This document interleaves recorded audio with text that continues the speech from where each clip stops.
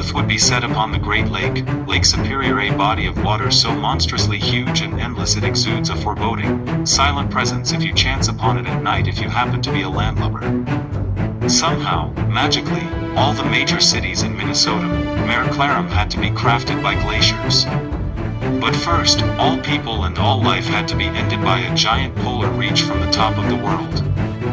While far away from the terrific intruders life carried on, all that was left behind by the abominable snow and ice was defaced land, and the magnificent Lake Superior, and to the east, Lake Michigan, Lake Huron, Lake Erie, stretching all the way to New York and Lake Ontario.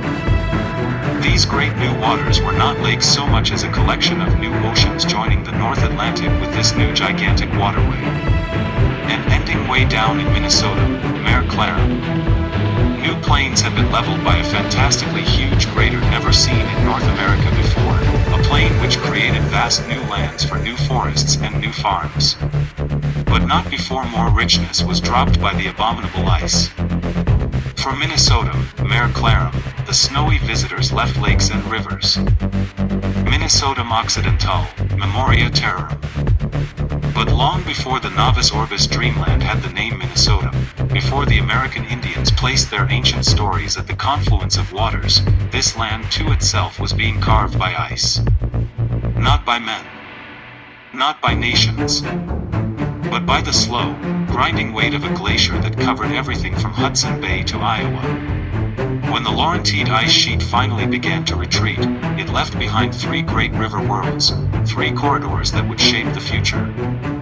To the west, the ice melted into a vast inland sea. What we call today, Lake Agassiz, was not exactly a lake. Its waters stretched farther than the eye could see, deeper than any memory could hold. And when the lake drained northward, it left behind a flat, fertile plain, what would come to be called the Red River Valley.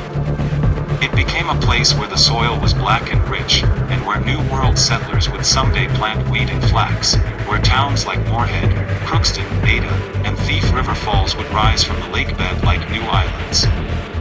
The first river world. The Red River, flowing north, defying the map, would carry stories of Metis traders and Canadian settlers, coming down from Winnipeg and Pembina, following old fur trade routes into Minnesota. They entered through the west, through what would be called CD7, through the land carved by a vanished sea. The glacial River Warren. To the south, the glacier left behind something more violent. Lake Agassiz's southern ice dam broke, and a flood poured out with a mighty force that reshaped the earth. This was the glacial River Warren, a mega flood carving a valley far wider than the river that would run through it. It dug the deep channel from Big Stone Lake through Montevideo, Granite Falls, Redwood Falls, and New Ulm, the backbone of today's CD7. This was the second river world, the Minnesota River Valley, a scar left by water powerful enough to move boulders the size of barns. A valley that became the highway of settlement, the corridor of Dakota homelands, the route of soldiers, traders, and families who followed the river eastward toward the place where all waters meet. And at that meeting place, Dote, the land took on its oldest meaning. Dote, where the Minnesota River joins the Mississippi. Dote, the center of Dakota creation stories. Dote, the spiritual doorway into the land. Long before Fort Snelling rose on the bluff, Dote was the heart of Minnesota. Meeting of the rivers. The Minnesota met the third river world, the Mississippi River, shaped not by Lake Agassiz but by the meltwater of many glaciers, the Superior Lobe, the Des Moines Lobe, the Rainy Lobe. A river older than settlement, older than nations, older than memory. These three rivers, the Red, the Minnesota, and the Mississippi, formed the land that would become CD7. They carved the valleys where towns grew, where railroads crossed, where wheat fields stretched to the horizon.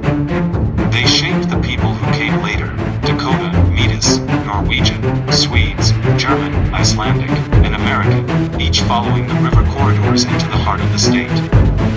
And so the new Minnesota began in the west, in the valleys carved by ice and flood, in the places where the land remembers its own making.